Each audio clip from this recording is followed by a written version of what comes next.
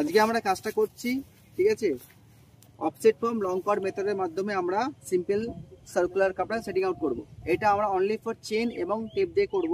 আমরা এখন শুধু টেপ দিয়ে ইউজ করছি। দেখো না, ফার্স্ট নম্বর যে ওটা, ওই যে ফার্স্ট যে রেঞ্জিং রডটা দেওয়া আছে, ওটা আমাদের T1 ফার্স্ট চেনেজ পয়েন্ট, ঠিক আছে। আচ্ছা, এই যে রেঞ্জিং রড দেখতে পাচ্ছ এর সামনে যেটা আছে আমার ইন্টারসেকশন চেনেজ পয়েন্ট, ঠিক আছে। আর ওটা দেখতে পাচ্ছ রেঞ্জিং রডটা, আচ্ছা ওটা কি হচ্ছে তোমার সেকেন্ড ট্যানজেন্ট চেনেজ পয়েন্ট। তো আমাদের এখানে কিন্তু কোনো থিওডোলা ইউজ হবে না বা কোনো টিএচ ইউজ হবে না, ঠিক আছে।